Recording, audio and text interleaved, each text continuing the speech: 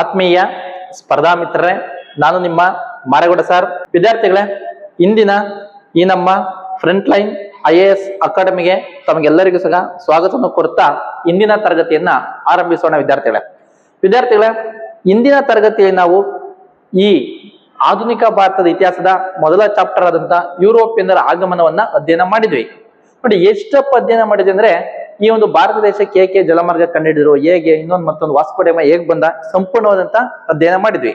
ಆದ್ರೆ ಮುಂದುವರೆದ ಭಾಗ ಈ ಒಂದು ತರಗತಿ. ವಿದ್ಯಾರ್ಥಿಗಳೇ, ಹಾಗಾದ್ರೆ ಭಾರತ ದೇಶಕ್ಕೆ ಪ್ರಥಮ ಬಾರಿಗೆ ಹೊಸ ಜಲಮಾರ್ಗವನ್ನ ಕಂಡು ಹಿಡಿದಂತ ಪ್ರಥಮ ಪೋರ್ಚುಗೀಸ್ ನಾವಿಕ ಯಾರು?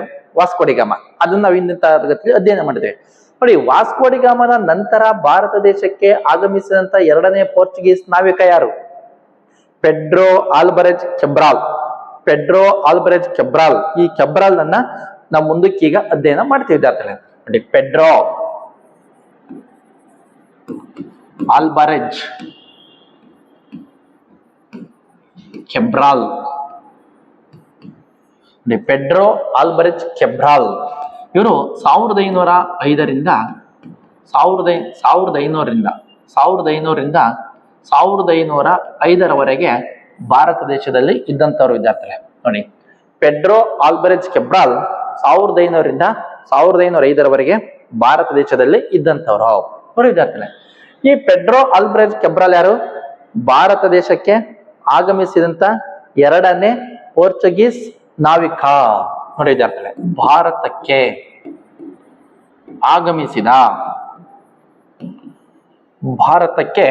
ಆಗಮಿಸಿದ ಎರಡನೇ ಪೋರ್ಚುಗೀಸ್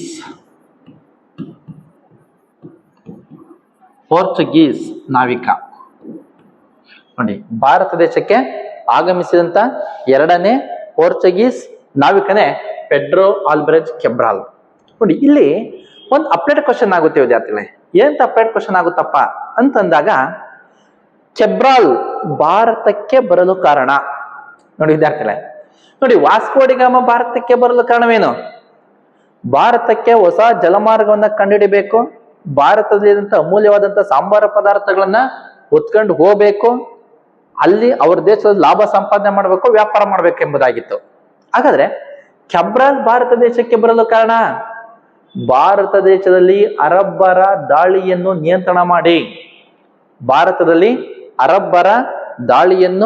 ನಿಯಂತ್ರಣ ಮಾಡಿ ಭಾರತದಲ್ಲಿ ಪೋರ್ಚುಗೀಸ್ ಸಾಮ್ರಾಜ್ಯವನ್ನು ಸ್ಥಾಪನೆ ಮಾಡಬೇಕೆಂಬ ಉದ್ದೇಶದಿಂದ.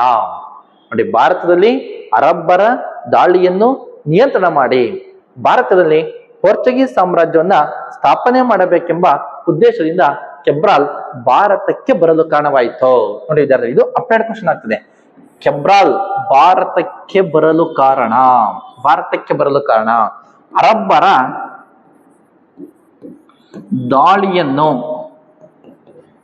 ಅರಬ್ಬರ ದಾಳಿಯನ್ನು ನಿಯಂತ್ರಿಸಿ ಭಾರತದಲ್ಲಿ ಪೋರ್ಚುಗೀಸ್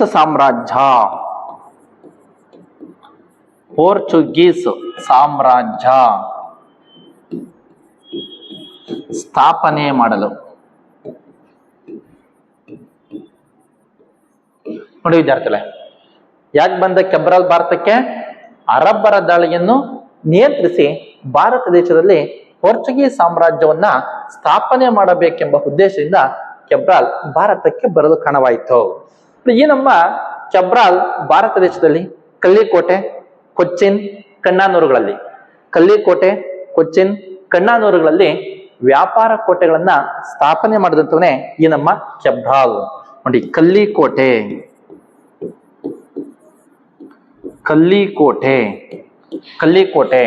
ಕಣ್ಣಾನೂರು ಮತ್ತು ಕೊಚ್ಚಿನ್ನಲ್ಲಿ ವ್ಯಾಪಾರ ಕೋಟೆ ಸ್ಥಾಪನೆ. ನೋಡಿ ವಿದ್ಯಾರ್ಥಿಗಳೇ, ಕೆಬ್ರಾಲ್ ಭಾರತ ದೇಶದಲ್ಲಿ ಕಲ್ಲಿಕೋಟೆ, ಕಣ್ಣಾನೂರು, ಕೊಚ್ಚಿನ್ಗಳಲ್ಲಿ ಏನ್ ಮಾಡ್ದ? ವ್ಯಾಪಾರ ಕೋಟೆಗಳನ್ನ ಸ್ಥಾಪನೆಯನ್ನ ಮಾಡಿದಂಥವನು. ನೋಡಿ, ಇಲ್ಲಿ ಮತ್ತೊಂದು ವಿಶೇಷವಾಗಿದೆ, ಮತ್ತೊಂದು ಕ್ವಶನ್ ಆಗಿದೆ ವಿದ್ಯಾರ್ಥಿಗಳ. ಏನಪ್ಪಾ ಆಗಿದೆ ಅಂದ್ರೆ, ನೋಡಿ, ಕೆಬ್ರಾಲ್ ಭಾರತ ದೇಶದಲ್ಲಿ ಅರಬ್ಬರ ಮೇಲೆ ಹೆಚ್ಚು ದಾಳಿ ಮಾಡಿದ್ದರಿಂದ ಹೆಚ್ಚು ದಾಳಿ ಮಾಡಿದ್ದರಿಂದ ಕಲ್ಲಿ ಕೋಟೆ ಮೇಲೆ ನಿಯಂತ್ರಣವನ್ನ ಕಳೆದುಕೊಳ್ಳಲು ಕಾರಣವಾಯಿತು. ನೋಡಿ ವಿದ್ಯಾರ್ಥಿಗಳೇ, ನೋಡಿ ಕೆಬ್ರಾಲ್ ಅರಬ್ಬರ ಮೇಲೆ ಹೆಚ್ಚು ದಾಳಿ ಮಾಡುತ್ತಿದ್ದರಿಂದ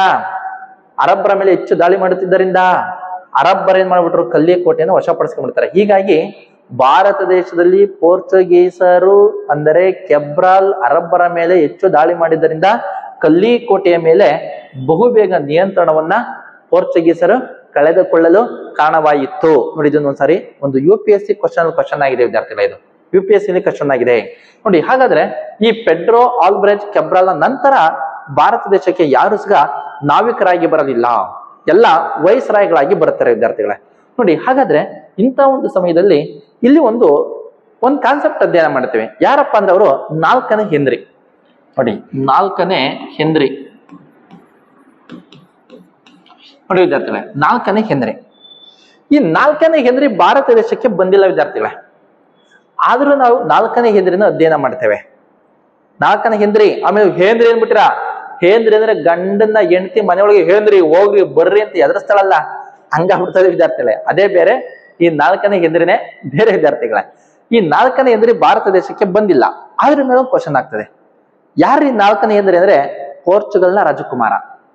ಈ ಪೋರ್ಚುಗಲ್ನ ರಾಜಕುಮಾರ 4ನೇ ಹೆನ್ರಿಗೆ ಇದ್ದಂತಹ ಬಿರುದು ಯಾವುದು, ಇದೇ ಹೆಚ್ಚು ಕ್ವಶನ್ ಆಗಿದೆ. ನೋಡಿ, 4ನೇ ಹೆನ್ರಿಗೆ ಇದ್ದಂತ ಬಿರುದು, 4ನೇ ಹೆನ್ರಿಗೆ ಇದ್ದಂತ ಬಿರುದು ಯಾವುದು? Henry the navigator. Henry the navigator. Henry the navigator. Henry the navigator ಎಂಬ ಬಿರುದನ್ನ ಹೊಂದಿದ್ದ. ನೋಡಿ, ಇಲ್ಲಿ ಇನ್ನೊಂದು ಅಪ್ಡೇಟ್ ಕ್ವಶನ್ ಆಗ್ತದೆ. 4ನೇ ಹೆನ್ರಿಗೆ henry the navigator, Henry the navigator ಎಂಬ ಬಿರುದು ಬರಲು ಕಾರಣ. ನೋಡಿ, 4ನೇ ಹೆನ್ರಿಗೆ ಹೆನ್ರಿ ದ ನಾವಿಗೇಟರ್ ಎಂಬ ಬಿರುದು ಬರಲು ಕಾರಣ, ಈ 4ನೇ ಹೆನ್ರಿ ಪೋರ್ಚುಗಲ್ನಲ್ಲಿ ಸ್ಕೂಲ್ ಆಫ್ ನಾವಿಗೇಷನ್ ಎಂಬ ಶಾಲೆಯನ್ನು ತೆರೆದು ನೌಕಾ ತರಬೇತಿಗೆ ಪ್ರೋತ್ಸಾಹವನ್ನ ನೀಡಿದ್ದರಿಂದ 4ನೇ ಹೆನ್ರಿಗೆ ಹೆನ್ರಿ ದ ನಾವಿಗೇಟರ್ ಎಂಬ ಬಿರುದು ಬರಲು ಕಾರಣವಾಯಿತು.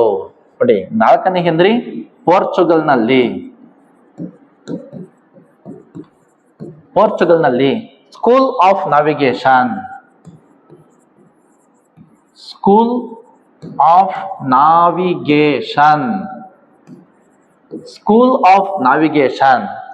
ಎಂಬ ಶಾಲೆಯನ್ನು ಸ್ಥಾಪಿಸಿ ನೌಕಾ ತರಬೇತಿಗೆ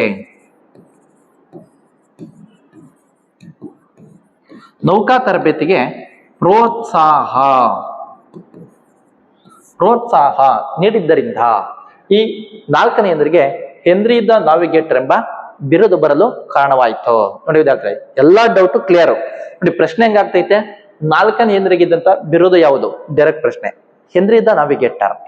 ಈ 4ನೇ ಹೆನ್ರಿಗೆ ಹೆನ್ರಿ ದ ನಾವಿಗೇಟರ್ ಎಂಬ ಬಿರುದು ಬರಲು ಕಾರಣ. ಅಪ್ಲೈಡ್ ಕ್ವಶನ್ ಮಾಡ್ತಾನೆ.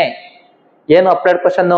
ಪೋರ್ಚುಗಲ್ನಲ್ಲಿ ಸ್ಕೂಲ್ ಆಫ್ ನಾವಿಗೇಷನ್ ಎಂಬ ಶಾಲೆಯನ್ನು ತೆರೆದು ನೌಕಾ ತರಬೇತಿಗೆ ಪ್ರೋತ್ಸಾಹವನ್ನು ನೀಡಿದ್ದರಿಂದ ಹೆನ್ರಿ ದ ನಾವಿಗೇಟರ್ ಎಂಬ ಬಿರುದು ಬರಲು ಕಾರಣವಾಯಿತು. ನೋಡಿ ವಿದ್ಯಾರ್ಥಿಗಳು, ಡೈರೆಕ್ಟ್ ಆದ್ರೂ ಕೇಳಲಿ, ಅಪ್ಲೈ ಆದ್ರೂ ಕೇಳಲಿ, ಇಂಡೈರೆಕ್ಟ್ ಆದ್ರೂ ಕೇಳಲಿ, ಪ್ರಶ್ನೆ ಹೇಗೆ ಇರ್ಲಿ, ಉತ್ತರ ನಾವು ಕರೆಕ್ಟ್ ಆಗಿ ಹಾಕ್ಬೇಕಷ್ಟೇ ವಿದ್ಯಾರ್ಥಿಗಳ. ನೋಡಿ, ಹಾಗಾದ್ರೆ ಇಂಥ ಒಂದು ಸಮಯದಲ್ಲಿ ನಂತರ ನಾವು ಭಾರತ ದೇಶಕ್ಕೆ ಆಗಮಿಸಿದಂತ ಪ್ರಥಮ ಪೋರ್ಚುಗೀಸ್ ನಾವಿಕ ಅಂದಾಗ ವಾಸ್ಕೋ ಡಿ ಗಾಮ, ಭಾರತ ದೇಶಕ್ಕೆ ಆಗಮಿಸಿದಂತ 2ನೇ ಪೋರ್ಚುಗೀಸ್ ನಾವಿಕ ಅಂತಂದಾಗ ಪೆಡ್ರೋ ಆಲ್ಬರೆಜ್ ಕೆಬ್ರಾಲ್. ನೋಡಿ, ಇವರ ನಂತರ ಯಾರು ನಾವಿಕರಾಗಿ ಬರಲಿಲ್ಲ, ಎಲ್ಲ ವೈಸ್ರಾಯ್ಗಳಾಗಿ ಭಾರತ ದೇಶಕ್ಕೆ ಬಂದರು. ಹಾಗಾದ್ರೆ ಭಾರತ ದೇಶಕ್ಕೆ ಆಗಮಿಸಿದಂತ ಪ್ರಥಮ ಪೋರ್ಚುಗೀಸ್ ವೈಸ್ರಾಯ್ ಯಾರು? Francisco de Almeida. ನೋಡಿ, ಫ್ರಾನ್ಸಿಸ್ಕೋ ಡಿ ಅಲ್ಮೀಡಾ. ನೋಡಿ ವಿದ್ಯಾರ್ಥಿಗಳೇ, ಈತ 1505ರಿಂದ 1509ರವರೆಗೆ. ನೋಡಿ, ಫ್ರಾನ್ಸಿಸ್ಕೋ ಡಿ ಅಲ್ಮೀಡಾ 1505ರಿಂದ 1509ರವರೆಗೆ ಭಾರತ ದೇಶದಲ್ಲಿ ವೈಸ್ರಾಗಿದ್ದಂಥವನು. ಯಾವ ವೈಸ್ರಾಯಿ? ಪ್ರಥಮ ವೈಸ್ರಾಯ್. ನೋಡಿ, ಭಾರತದ ಪ್ರಥಮ ಪೋರ್ಚುಗೀಸ್ ವೈಸ್ರಾಯ್. ನೋಡಿ ವಿದ್ಯಾರ್ಥಿಗಳೇ, ಭಾರತ ದೇಶಕ್ಕೆ ಆಗಮಿಸಿದಂತ ಪ್ರಥಮ Portuguese viceroy Francisco D Almeida. ನೋಡಿ ವಿದ್ಯಾರ್ಥಿಗಳೇ, ಹಾಗಾದ್ರೆ ಈ ನಮ್ಮ ಅಲ್ಮೇಡಾದ ಒಂದು ನೀತಿ ಇತ್ತು. ಏನಪ್ಪಾ ಅಂತಂದ್ರೆ, ಈ ಅಲ್ಮೇಡಾ ಬೇರೆ ದೇಶಗಳಲ್ಲಿ ಸಾಮ್ರಾಜ್ಯವನ್ನ ಸ್ಥಾಪನೆ ಮಾಡುವಂತ ಉದ್ದೇಶ ಹೊಂದಿರಲಿಲ್ಲ. ಆದ್ದರಿಂದ ಇವನ ನೀತಿಯನ್ನು ಬ್ಲೂ ವಾಟರ್ ಪಾಲಿಸಿ ಅಥವಾ ಸಾಗರ ಜಲ ನೀತಿ ಎಂದು ಕರೆಯುತ್ತಿದ್ದರು. ಅಂದರೆ ಸಮುದ್ರಗಳ ಮೇಲೆ ಒಡೆತನ ಸ್ಥಾಪಿಸುವುದು ಎಂದರ್ಥ. ನೋಡಿ, ಈ ನಮ್ಮ ಅಲ್ಮೇಡಾ ಬೇರೆ ದೇಶಗಳಲ್ಲಿ ಸಾಮ್ರಾಜ್ಯ ಸ್ಥಾಪನೆಯ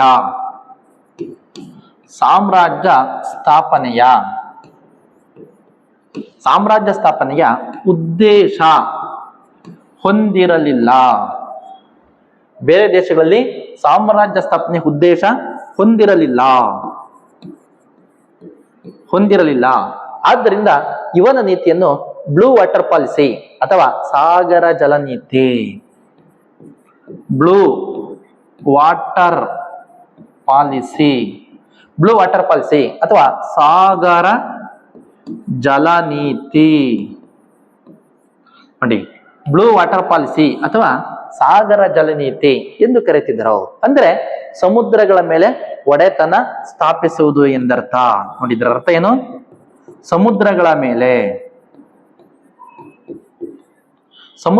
ಮೇಲೆ ಒಡೆತನ ಸ್ಥಾಪಿಸುವುದು. ನೋಡಿ ವಿದ್ಯಾರ್ಥಿಗಳೇ, ಸಮುದ್ರಗಳ ಮೇಲೆ ಒಡೆತನ ಸ್ಥಾಪಿಸುವುದು ಎಂದರ್ಥ. ನೀವೇನ್ ಮಾಡ್ಬೇಕು? ಇಲ್ಲೇ ನನಗೆ ಟ್ಯಾಕ್ಸ್ ಕಟ್ಟಿ ಹೋಗ್ಬೇಕು. ನೀವು ಅಲ್ಲಿ ವ್ಯಾಪಾರನಾದ್ರೂ ಮಾಡ್ಕೊಳ್ರಿ, ಸಾಮ್ರಾಜ್ಯ ಆದ್ರೂ ವಿಸ್ತರಣೆ ಮಾಡ್ಕೊಳ್ರಿ, ಅದು ಸುಮ್ಮನೆ ಆದ್ರೂ ಹೋಗ್ಬರ್ತೀರಾ ನನಗೆ ಗೊತ್ತಿಲ್ಲ. ನನಗೇನ್ ಮಾಡ್ಬೇಕು? ನೀವು ಇಲ್ಲಿ ಟ್ಯಾಕ್ಸ್ ಕಟ್ರಿ ಹೋಗ್ರಿ, ಅಲ್ಲಿ ನೀವು ಏನೇನ ಮಾಡ್ಕೊಂಡ್ರೆ ನಿಮಗೆ ಸೇರಿದ್ದು. ಅಂದ್ರೆ ಅಂತ ಒಂದು ನೀತಿಯನ್ನ ಜಾರಿ ಮಾಡಿದಂತ ಯಾರು? ಈ ನಮ್ಮ ಅಲ್ಮೇಡಾ. ನೋಡಿ, ಬೇರೆ ದೇಶಗಳಲ್ಲಿ ಸಾಮ್ರಾಜ್ಯ ಸ್ಥಾಪನೆಯ ಉದ್ದೇಶ ಹೊಂದಿರಲಿಲ್ಲ. ಆದ್ದರಿಂದ ಇವನ ನೀತಿಯನ್ನ ಬ್ಲೂ ವಾಟರ್ ಪಾಲಿಸಿ ಅಂದರೆ ಸಾಗರ ಜಲ ನೀತಿ ಎಂದು ಕರೆಯುತ್ತಿದ್ದರು. ಇದರರ್ಥ ಸಮುದ್ರಗಳ ಮೇಲೆ ಒಡೆತನ ಸ್ಥಾಪಿಸುವುದು ಎಂದರ್ಥ. ನೋಡಿ, ಈ ನಮ್ಮ ಅಲ್ಮೇಡಾನ ಮತ್ತೊಂದು ವಿಶೇಷತೆ ಇದೆ ವಿದ್ಯಾರ್ಥಿಗಳೇ. ಏನಪ್ಪ ಇವನ ವಿಶೇಷತೆ ಅಂತಂದಾಗ, ಇವನು ಪರ್ಷಿಯಾ ದೇಶದ ಕುದುರೆಗಳನ್ನು ಹೆಚ್ಚು ಭಾರತ ದೇಶಕ್ಕೆ ಆಮದು ಮಾಡಿಕೊಳ್ಳುತ್ತಿದ್ದ. ನೋಡಿ, ಈ ಅಲ್ಮೇಡಾ ಪರ್ಷಿಯಾ ದೇಶದ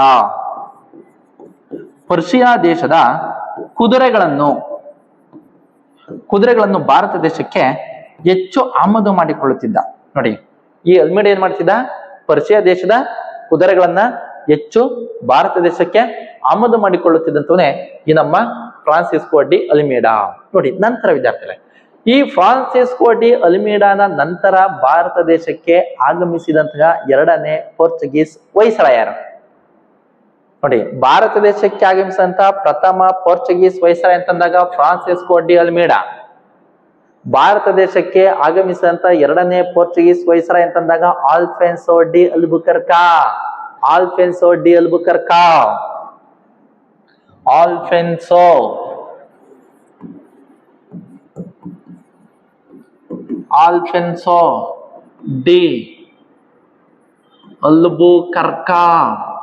ನೋಡಿ, ಆಲ್ಫೆನ್ಸೋ ಡಿ ಅಲ್ಬುಕರ್ಕಾ 1509ರಿಂದ 1516ರವರೆಗೆ ಭಾರತ ದೇಶದಲ್ಲಿ ಇದ್ದಂತವನೇ ಈ ನಮ್ಮ ಅಲ್ಬುಕರ್ಕಾ. ನೋಡಿ ವಿದ್ಯಾರ್ಥಿಗಳೇ, ಆಲ್ಫೆನ್ಸೋ ಡಿ ಅಲ್ಬುಕರ್ಕಾ 1509ರಿಂದ 1516ರವರೆಗೆ ಭಾರತ ದೇಶದಲ್ಲಿ ಇದ್ದಂತವನು. ನೋಡಿ, ಹಾಗಾದ್ರೆ ಈ ನಮ್ಮ ಅಲ್ಬುಕರ್ಕಾ ಭಾರತಕ್ಕೆ ಆಗಮಿಸಿದಂತ ಎರಡನೇ ಪೋರ್ಚುಗೀಸ್ ವೈಸ್ರಾಯ್. ನೋಡಿ, ಭಾರತಕ್ಕೆ ಆಗಮಿಸಿದ ಎರಡನೇ ಪೋರ್ಚುಗೀಸ್ ವೈಸ್ರಾಯ್. ನೋಡಿ, ಭಾರತ ದೇಶಕ್ಕೆ ಆಗಮಿಸಿದಂತಹ ಎರಡನೇ ಪೋರ್ಚುಗೀಸ್ ವೈಸ್ರಾಯ್ ಯಾರಪ್ಪ ಅಂದಾಗ ಆಲ್ಫೆನ್ಸೋ ಡಿ ಅಲ್ಬುಕರ್ಕಾ. ಪ್ರಥಮ ವೈಸ್ರಾಯ್ ಅಂದಾಗ ಫ್ರಾನ್ಸಿಸ್ಕೋ ಡಿ ಅಲ್ಮೇಡಾ. ಭಾರತಕ್ಕೆ ಆಗಮಿಸಿದಂತ ಪ್ರಥಮ ನಾವಿಕ ಅಂದಾಗ ವಾಸ್ಕೋ ಡಿ ಗಾಮ. ಭಾರತಕ್ಕೆ ಆಗಮಿಸಿದಂತ ಎರಡನೇ ನಾವಿಕ ಅಂತಂದಾಗ ಪೆಡ್ರೋ ಆಲ್ಬರೆಸ್ ಕೆಬ್ರಾಲ್. ನೋಡಿ ಇವೆಲ್ಲ ನಿಮಗೆ ಚೆನ್ನಾಗಿ ಗೊತ್ತಿರ್ಬೇಕು ವಿದ್ಯಾರ್ಥಿಗಳೇ. ನೋಡಿ ಎನಿ ಕಾಂಪಿಟೇಟಿವ್ ಎಕ್ಸಾಮ್ ಗೆ ಪ್ರಥಮ ಮೊದಲು ಪ್ರಥಮ ಪ್ರಥಮ ಪ್ರಥಮ ಕೊನೆ ಕೊನೆ ಏನಿರ್ತಿದೆ ವಿದ್ಯಾರ್ಥಿಗಳೇ ಅದೇ ಕ್ವಶನ್ ಆಗಿರೋದು.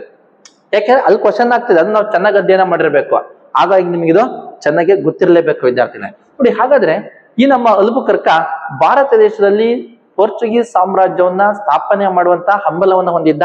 ಆದ್ದರಿಂದ 1510ರಲ್ಲಿ ಬಿಜಾಪುರದ ಸುಲ್ತಾನನಾದಂತ 1510ರಲ್ಲಿ ಬಿಜಾಪುರದ ಸುಲ್ತಾನನಾದಂತ ಯೂಸಫ್ ಆಲಿ ಶಾನಿಂದ ಗೋವಾ ವಶಪಡಿಸಿಕೊಂಡು ಗೋವಾವನ್ನ ಪ್ರಥಮ ರಾಜಧಾನಿಯಾಗಿ ನೇಮಕ ಮಾಡಿಕೊಂಡಂತವನೇ ಈ ನಮ್ಮ ಅಲ್ಬುಕರ್ಕ. ನೋಡಿ 1510ರಲ್ಲಿ ಬಿಜಾಪುರದ ಸುಲ್ತಾನ, ಯಾರಿಂದ? ಬಿಜಾಪುರದ ಸುಲ್ತಾನ, ಬಿಜಾಪುರದ ಸುಲ್ತಾನ ಯೂಸಫ್ ಆದಿಲ್ ಶಾನಿಂದ. ಯಾರಿಂದ? ಯೂಸಫ್ ಆದಿಲ್ ಶಾ. ಬಿಜಾಪುರದ ಸುಲ್ತಾನನಾದಂತ ಯೂಸಫ್ ಆದಿಲ್ ಶಾನಿಂದ ಗೋವಾ ವಶಪಡಿಸಿಕೊಂಡು ಪ್ರಥಮ ರಾಜಧಾನಿಯಾಗಿ ನೇಮಕ ಮಾಡಿಕೊಂಡನು. ನೋಡಿ ವಿದ್ಯಾರ್ಥಿಗಳೇ, 1510ರಲ್ಲಿ ಬಿಜಾಪುರದ ಸುಲ್ತಾನನಾದಂತ ಯೂಸಫ್ ಆಲಿ ಶಾನಿಂದ ಗೋವಾವನ್ನು ವಶಪಡಿಸಿಕೊಂಡು ಪ್ರಥಮ ರಾಜಧಾನಿಯಾಗಿ ನೇಮಕ ಮಾಡಿಕೊಂಡನು. ನೋಡಿ ಇಲ್ಲಿ ಮತ್ತೊಂದು ಟ್ವಿಸ್ಟ್ ಇದೆ ವಿದ್ಯಾರ್ಥಿಗಳೇ. ಏನಂದ್ರೆ ಈ ಗೋವಾ ವಶಪಡಿಸಿಕೊಳ್ಳುವುದಕ್ಕೆ ಅಲ್ಬುಕರ್ಕ ಯಾವ ಹಿಂದೂ ಅರಸನ ಸಹಾಯವನ್ನು ಪಡೆದುಕೊಂಡಿದ್ದನೋ? ಶ್ರೀಕೃಷ್ಣ ದೇವರಾಯನ ಸಹಾಯವನ್ನು ಪಡೆದುಕೊಂಡಿದ್ದನೋ? ನೋಡಿ ಶ್ರೀಕೃಷ್ಣ ದೇವರಾಯನ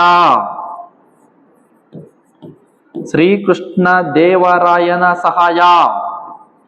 ನೋಡಿ ಶ್ರೀಕೃಷ್ಣ ದೇವರಾಯನ ಸಹಾಯವನ್ನ ಪಡೆದುಕೊಂಡಿದ್ದನೋ? ನೋಡಿ ಏಕಪ್ಪ ಅಂದಾಗ ನೋಡಿ ಶ್ರೀಕೃಷ್ಣ ದೇವರಾಯ 1509ರಿಂದ 1529ರವರೆಗೆ ಅಧಿಕಾರದಲ್ಲಿದ್ದಂಥವ್ನ. ನೋಡಿ ಶ್ರೀಕೃಷ್ಣ ದೇವರಾಯನ ಒಂದು ಕಾಲಾವಧಿಯಲ್ಲೇ ಭಾರತಕ್ಕೆ ಬಂದಂತವನ್ ಯಾರು? ಅಲ್ಬುಕರ್ಕ. ಅಷ್ಟೇ ಅಲ್ಲದೆ ಪೋರ್ಚುಗೀಸರು ಮತ್ತು ವಿಜಯನಗರ ಸಾಮ್ರಾಜ್ಯ ನಡುವೆ ಉತ್ತಮ ಬಾಂಧವ್ಯವಿತ್ತು. ಆದ್ದರಿಂದ ಪೋರ್ಚುಗೀಸರು ಅರೇಬಿಯಾ ದೇಶದ ಕುದುರೆಗಳನ್ನ ಹೆಚ್ಚು ವಿಜಯನಗರಕ್ಕೆ ತಂದುಕೊಡ್ತಾ ಇದ್ರು.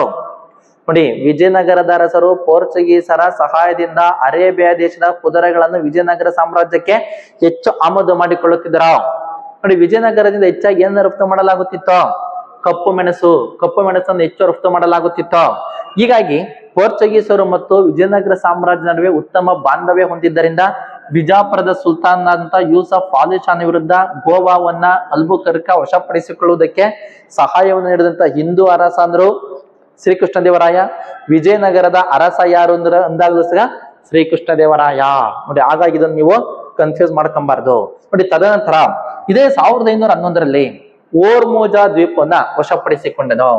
ನೋಡಿ 1511ರಲ್ಲಿ ಓರ್ಮೋಜಾ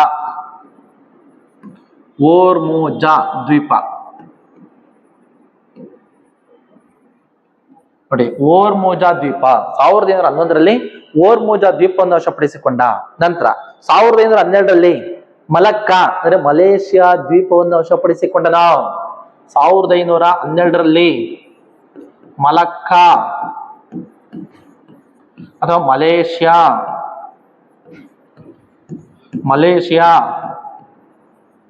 ದ್ವೀಪ ವಶಪಡಿಸಿಕೊಂಡನ. ನೋಡಿ ವಿದ್ಯಾರ್ಥಿಗಳೇ, 1511ರಲ್ಲಿ ಓರ್ಮೋಜಾ ದ್ವೀಪವನ್ನ, 1512ರಲ್ಲಿ ಮಲಕ್ಕಾ ಅಥವಾ ಮಲೇಷಿಯಾ ದ್ವೀಪವನ್ನ ವಶಪಡಿಸಿಕೊಂಡ. 1513ರಲ್ಲಿ ದಿಯು ದಾಮನ್ ದ್ವೀಪಗಳನ್ನು ವಶಪಡಿಸಿಕೊಂಡನ. ನೋಡಿ 1513ರಲ್ಲಿ ದಿಯು ದಾಮನ್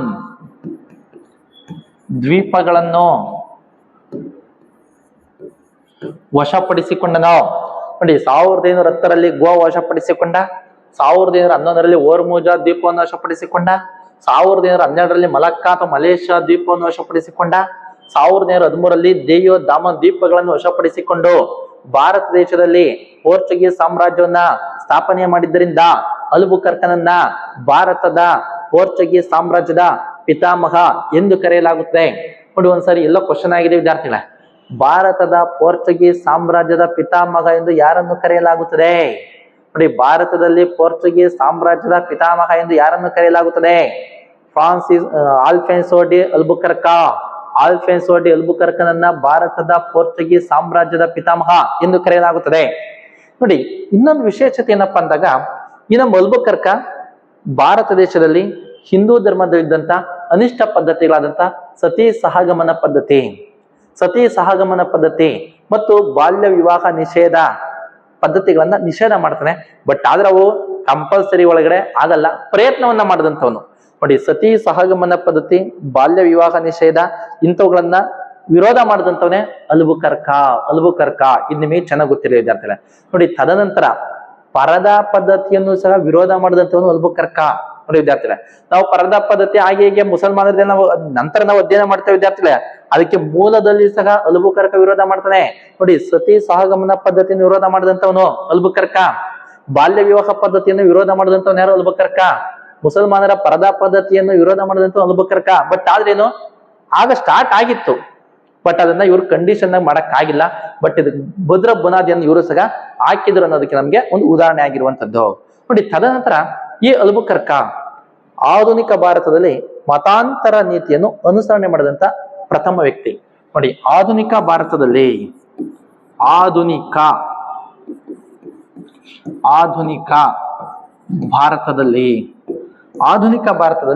ಮತಾಂತರ ನೀತಿ ಅನುಸರಣೆ. ನೋಡಿ, ಆಧುನಿಕ ಭಾರತದಲ್ಲಿ ಮತಾಂತರ ನೀತಿಯನ್ನ ಅನುಸರಣೆ ಮಾಡಿದಂಥವ್ರು ಅಂದಾಗ ಸಹ ಈ ನಮ್ಮ ಅಲ್ಬುಕರ್ಕ. ನೋಡಿ, ನಂತರ ಈ ಅಲ್ಬುಕರ್ಕನೇ ಭಾರತ ದೇಶದಲ್ಲಿ ಪೋರ್ಚುಗೀಸರ ಸಂಖ್ಯೆಯನ್ನ ಹೆಚ್ಚಳ ಮಾಡಬೇಕೆಂಬ ಉದ್ದೇಶದಿಂದ ಹಿಂದೂ ಸ್ತ್ರೀಯರನ್ನ ವಿವಾಹವಾಗುವಂತೆ ಪ್ರೇರಣೆಯನ್ನು ನೀಡಿದಂಥವನು ಅಲ್ಬುಕರ್ಕ. ನೋಡಿ, ಭಾರತದಲ್ಲಿ ಪೋರ್ಚುಗೀಸರ ಸಂಖ್ಯೆಯನ್ನ ಹೆಚ್ಚಳ ಮಾಡಬೇಕೆಂಬ ಉದ್ದೇಶದಿಂದ ಹಿಂದೂ ಸ್ತ್ರೀಯರನ್ನು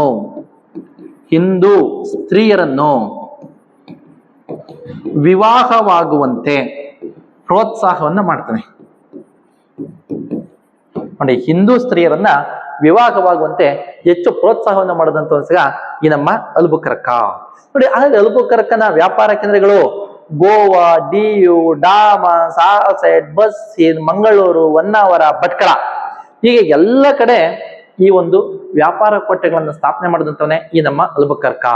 ನೋಡಿ, ಗೋವಾ, ಡಿಯು, ಡಾಮನ್, ಸಾಲ್ಸೆಟ್, ಬಸ್ಸೀನ್, ಮಂಗಳೂರು, ಹೊನ್ನಾವರ, ಭಟ್ಕಳ, ಈ ಎಲ್ಲ ಕಡೆ ವ್ಯಾಪಾರ ಕೇಂದ್ರಗಳನ್ನ ಸ್ಥಾಪನೆ ಮಾಡಿದಂತ ಈ ನಮ್ಮ ಅಲ್ಬುಕರ್ಕ. ನೋಡಿ ವಿದ್ಯಾರ್ಥಿಗಳು, ಹಾಗಾದ್ರೆ ಇಂಥ ಒಂದು ಸಮಯದಲ್ಲಿ ಈ ಪೋರ್ಚುಗೀಸರು ಭಾರತೀಯರಿಗೆ ಏನನ್ನ ಕೊಡುಗೆಗಳಾಗಿ ಕೊಟ್ರು? ನೋಡಿ, ಪೋರ್ಚುಗೀಸರು ಭಾರತ ದೇಶಕ್ಕೆ ಏನನ್ನ ಕೊಡುಗೆಯಾಗಿ ಕೊಟ್ರು? 1556ರಲ್ಲಿ ಗೋವಾದಲ್ಲಿ ಪ್ರಥಮ ಬಾರಿಗೆ ಮುದ್ರಣ ಯಂತ್ರವನ್ನ ಸ್ಥಾಪನೆ ಮಾಡಿದರು. ನೋಡಿ, 1556ರಲ್ಲಿ ಗೋವಾದಲ್ಲಿ ಪ್ರಥಮ ಬಾರಿಗೆ ಮುದ್ರಣ ಯಂತ್ರ ಸ್ಥಾಪನೆ ಮಾಡಿದರು. ನೋಡಿ ವಿದ್ಯಾರ್ಥಿಗಳೇ, 1556ರಲ್ಲಿ ಗೋವಾದಲ್ಲಿ ಪ್ರಥಮ ಬಾರಿಗೆ ಮುದ್ರಣ ಯಂತ್ರವನ್ನ ಸ್ಥಾಪನೆಯನ್ನ ಮಾಡಿದಂಥವ್ರು ಯಾರು? ಈ ನಮ್ಮ ಪೋರ್ಚುಗೀಸರು. ನೋಡಿ, ಇದಕ್ಕೆ ಒಂದು ಅಪ್ಡೇಟ್ ಕ್ವಶನ್ ಮಾಡ್ತಾರೆ. ಹಾಗಾದ್ರೆ ಮೈಸೂರು ಸಂಸ್ಥಾನದಲ್ಲಿ, ನೋಡಿ ನಾನು ಹೇಳ್ತಿರೋದು ನಮ್ಮ ಇಂಡಿಯಾಗೆಲ್ಲ ವಿದ್ಯಾರ್ಥಿಗಳೇ, ನಮ್ಮ ಮೈಸೂರು ಸಾಮ್ರಾಜ್ಯ ಕೇಳ್ತೀನಿ, ಒಂದು ಕ್ವಶನ್ ಹಾಕ್ತಿದ್ದೀನಿ. ಮೈಸೂರು ಸಂಸ್ಥಾನದಲ್ಲಿ ಪ್ರಪ್ರಥಮ ಬಾರಿಗೆ ಮೈಸೂರಿನಲ್ಲಿ ಯಾವಾಗ ಮುದ್ರಣ ಯಂತ್ರವನ್ನು ಸ್ಥಾಪನೆ ಮಾಡಲಾಯಿತು? 1840ರಲ್ಲಿ ವಿದ್ಯಾರ್ಥಿಗಳೇ. ನೋಡಿ, ಅದಕ್ಕೆ ಇನ್ನೊಂದು ಕ್ವಶನ್ ಆಡ್ ಆಗ್ತೈತೆ. ಆದ್ರೆ 1840ರಲ್ಲಿ ಮೈಸೂರಿನಲ್ಲಿದ್ದಂತ ಅಂದಿನ ಕಮಿಷನರ್ ಯಾರು? Mark Cubbon. ಅವಾಗ ಒಡೆಯರ್ರ ಆಡಳಿತ ಇರಲಿಲ್ಲ, ಕಮಿಷನರ್ಗಳ ಆಡಳಿತ ಇತ್ತು. ಹಾಗಾಗಿ ಮಾರ್ಕ್ ಕಬ್ಬನ್ ಮೈಸೂರಿನಲ್ಲಿ ಮುದ್ರಣ ಯಂತ್ರವನ್ನ ಸ್ಥಾಪನೆ ಮಾಡಿದರು. ನೋಡಿ, ಇಂಡಿಯಾಗೆ ಫಸ್ಟ್ ಅಂದಾಗ ಗೋವಾದಲ್ಲಿ 1856, ಮೈಸೂರು ಸಾಮ್ರಾಜ್ಯಕ್ಕೆ ಫಸ್ಟ್ ಅಂದಾಗ 1840, ಮೈಸೂರಲ್ಲಿ ಮಾರ್ಕ್ ಕಬ್ಬನ್. ಎರಡಕ್ಕೂ ವ್ಯತ್ಯಾಸ ಗೊತ್ತಿರ್ಬೇಕು ವಿದ್ಯಾರ್ಥಿಗಳು. ಇಂಥ ಕಾಂಟ್ರವರ್ಸಿನಲ್ಲಿ ನೀವು ಮಾರ್ಕ್ಸ್ ಕಳ್ಕೊಳ್ಳೋದು, ಆಮೇಲೆ ಏನಿಲ್ಲ ನಾವ್ ಬಿಡೋ ಮುದ್ರಣ ಯಂತ್ರ ಅಂತಿದಂಗೆ ಗೋವಾಗೆನ್ನ ಗುದ್ದು ಬಿಟ್ರಿ ಒಂದು ಕಾಲ ಗುದ್ದು ಬಿಡ್ತಾನೆ. ಬಹಳ ಹುಷಾರಾಗಿರ್ಬೇಕು ವಿದ್ಯಾರ್ಥಿಗಳೇ. ಹಾಗಾಗಿ ನೋಡಿ, ತದನಂತರ ಈ ಒಂದು ವಿದೇಶಿ ಬೆಳೆಗಳಾದಂತ ಶೇಂಗಾ, ಹೊಗೆ ಸೊಪ್ಪು, ಆಲೂಗಡ್ಡೆ, ಈರುಳ್ಳಿ, ಮೆಕ್ಕೆಜೋಳ, ಹೀಗೆ ಹಲವಾರು ಬೆಳೆಗಳನ್ನ ಭಾರತೀಯರಿಗೆ ಪರಿಚಯ ಮಾಡಿದಂತವ್ರೆ ಪೋರ್ಚುಗೀಸರು. ನೋಡಿ, ವಿದೇಶಿ ಬೆಳೆಗಳಾದಂತ ಶೇಂಗಾ, ಹೊಗೆ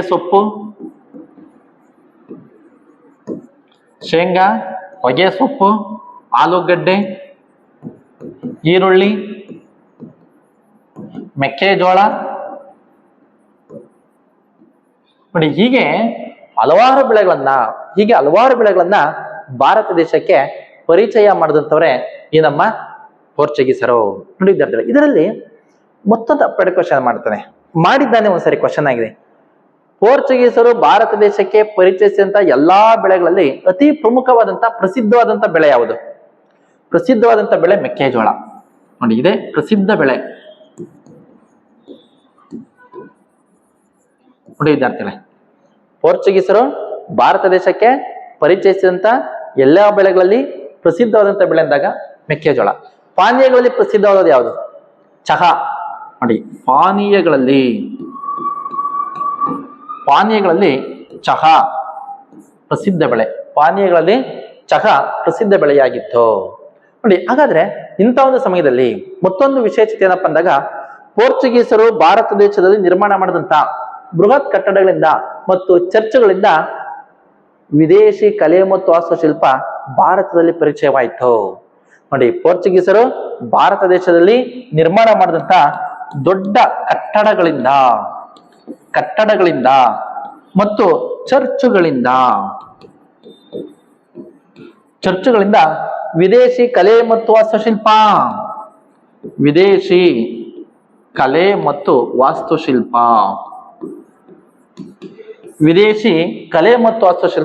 ಭಾರತ ದೇಶಕ್ಕೆ ಪರಿಚಯವಾಯಿತು. ನೋಡಿ, ಇದು ಒಂದು ಪೋರ್ಚುಗೀಸರು ನಮ್ಮ ಭಾರತಕ್ಕೆ ನೀಡಿದಂತ ಒಂದು ಕೊಡುಗೆಯಾಗಿತ್ತು. ನಂತರ ಭಾರತ ಮತ್ತು ಯುರೋಪಿನ ವ್ಯಾಪಾರ ಸಮೃದ್ಧವಾಗಿ ಬೆಳವಣಿಗೆ ಆಯಿತು. ನೋಡಿ, ಭಾರತ ಮತ್ತು ಯುರೋಪಿನ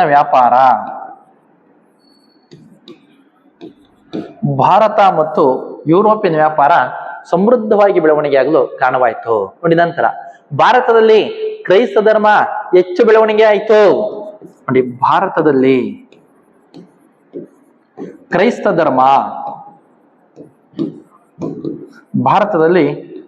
ಧರ್ಮ ಹೆಚ್ಚು ಬೆಳವಣಿಗೆಯಾಗಲು ಕಾರಣವಾಗಿದ್ದೆ ಈ ನಮ್ಮ ಪೋರ್ಚುಗೀಸರಿಂದ. ನೋಡಿ ವಿದ್ಯಾರ್ಥಿ, ಇದೆಲ್ಲವೂ ಸಹ ಈ ನಮ್ಮ ಪೋರ್ಚುಗೀಸರು ಭಾರತೀಯರಿಗೆ ನೀಡಿದಂತ ಒಂದು ಕೊಡುಗೆಗಳಾಗಿತ್ತು. ನೋಡಿ, ಹಾಗಾದ್ರೆ ಭಾರತದಿಂದ ಪೋರ್ಚುಗೀಸರು ಅವನತಿ ಹೊಂದಲು ಕಾರಣ ಯಾಕೆ ಅವನತಿ ಆದ್ರು? ನೋಡಿ, ಪೋರ್ಚುಗೀಸರ ಅವನತಿಗೆ ಕಾರಣಗಳು.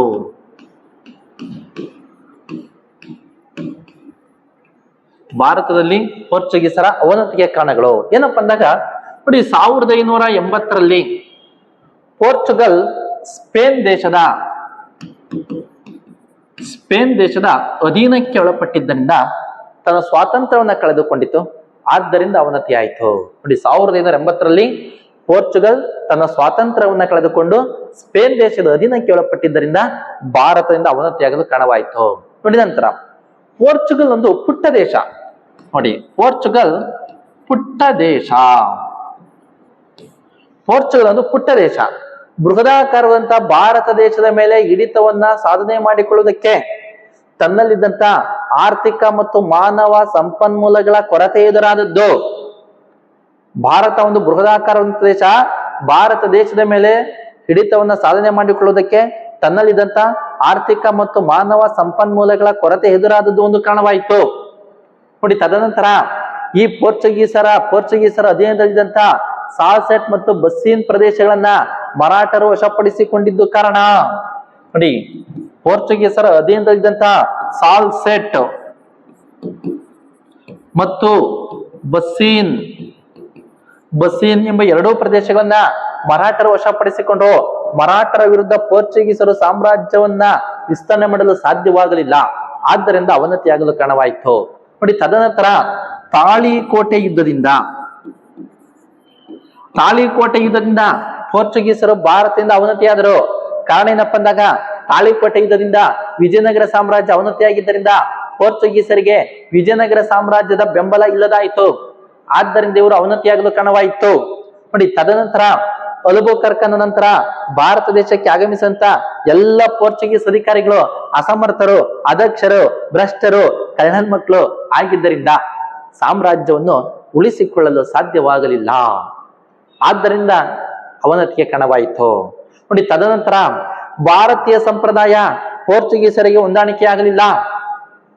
ನೋಡಿ, ತದನಂತರ ಪೋರ್ಚುಗೀಸರು ಬ್ರೆಜಿಲ್ ದೇಶದ ಕಡೆ ಒಲವನ್ನು ವ್ಯಕ್ತಪಡಿಸಿದ್ದರಿಂದ ಅವನತಿಯಾಗಲು ಕಾರಣವಾಯಿತು. ನೋಡಿ, ಎಲ್ಲಕ್ಕಿಂತ ಹೊರತಾಗಿ ಇದೇ 1961 ಡಿಸೆಂಬರ್ 19ನೇ ತಾರೀಕಿನಂದು ಆಪರೇಷನ್ ವಿಜಯ್ ಮೂಲಕ ಗೋವಾ ವಿಮೋಚನೆ ಆಯಿತು. ಅಂದಿಗೆ ಭಾರತ ದೇಶದಿಂದ ಪೋರ್ಚುಗೀಸರು ಸಂಪೂರ್ಣವಾಗಿ ಅವನತಿಯಾಗಲು ಕಾರಣವಾಯಿತು. ನೋಡಿ ವಿದ್ಯಾರ್ಥಿಗಳೇ, ಹಾಗಾದ್ರೆ ಇಲ್ಲಿ ಮತ್ತೊಂದು ವಿಶೇಷತೆ ಏನಪ್ಪಾ ಅಂದಾಗ ಪೋರ್ಚುಗೀಸರ ಒಂದು ವಿಶೇಷತೆಗಳು ಅಂತ ವಿದ್ಯಾರ್ಥಿಗಳೇ. ಪೋರ್ಚುಗೀಸರ ವಿಶೇಷತೆಗಳು ನೋಡಿ, ಪೋರ್ಚುಗೀಸರ ಪ್ರಥಮ ವಸಾಹತು ಕೇಂದ್ರ ಯಾವುದು? ಕೊಚ್ಚಿನ್. ನೋಡಿ, ಪೋರ್ಚುಗೀಸರ ಪ್ರಥಮ ವಸಾಹತು ಕೇಂದ್ರ ಕೊಚ್ಚಿನ್. ಪೋರ್ಚುಗೀಸರ ಪ್ರಥಮ ವಸಾಹತು ಕೇಂದ್ರ ಯಾವುದು? ಕೊಚ್ಚಿನ್. ನೋಡಿ, ಪೋರ್ಚುಗೀಸರು ಭಾರತದ ಗಿಡಮೂಲಿಕೆಗಳ ಬಗ್ಗೆ ಅಧ್ಯಯನ ಮಾಡಿದರು. ನೋಡಿ, ಭಾರತದ ಗಿಡಮೂಲಿಕೆಗಳ ಬಗ್ಗೆ ಅಂದ್ರೆ ಆಯುರ್ವೇದದ ಬಗ್ಗೆ ಅಧ್ಯಯನವನ್ನ ಮಾಡಿದಂತವ್ರೆ ಇದು ಪೋರ್ಚುಗೀಸರು. ನೋಡಿ, ಭಾರತ ದೇಶದಲ್ಲಿ ಪ್ರಥಮ ಬಾರಿಗೆ ಕೂಡು ಬಂಡವಾಳ ವ್ಯವಸ್ಥೆಯನ್ನ ಆರಂಭ ಮಾಡಿದಂತವ್ರೆ ಈ ನಮ್ಮ ಪೋರ್ಚುಗೀಸರು. ಭಾರತದಲ್ಲಿ ಪ್ರಥಮ ಬಾರಿಗೆ ಕೂಡು ಬಂಡವಾಳ ವ್ಯವಸ್ಥೆ ಭಾರತದಲ್ಲಿ ಪ್ರಥಮ ಬಾರಿಗೆ ಕೂಡು ಬಂಡವಾಳ ವ್ಯವಸ್ಥೆ ಅಂದ್ರೆ partnership. Maruti Suzuki, Ashok Leyland ಈಗ ಏನಿದೆ ವಿದ್ಯಾರ್ಥಿಗಳೇ ಪಾರ್ಟ್ನರ್ಶಿಪ್ ಅಲ್ಲಿ, ಅದನ್ನ ಮೊದಲು ಆರಂಭ ಮಾಡಿದಂತವ್ರು ಯಾರು? ಈ ನಮ್ಮ ಪೋರ್ಚುಗೀಸರು. ನೋಡಿ, ಕ್ಯಾಸ್ಟ್ ಅಥವಾ ಜಾತಿ ಎಂಬ ಪದ ಪೋರ್ಚುಗೀಸ್ ಪದದಿಂದ ಬಂದಿರುವಂತದ್ದು ವಿದ್ಯಾರ್ಥಿಗಳೇ. ನೋಡಿ, ಹಾಗಾದ್ರೆ ಪೋರ್ಚುಗೀಸರ ವಿರುದ್ಧ ಹೋರಾಟ ಮಾಡಿದಂತ ಪ್ರಥಮ ಕನ್ನಡದ ಮಹಿಳೆ ಯಾರು? ಉಳ್ಳಾಲದ ರಾಣಿ ಅಬ್ಬಕ್ಕ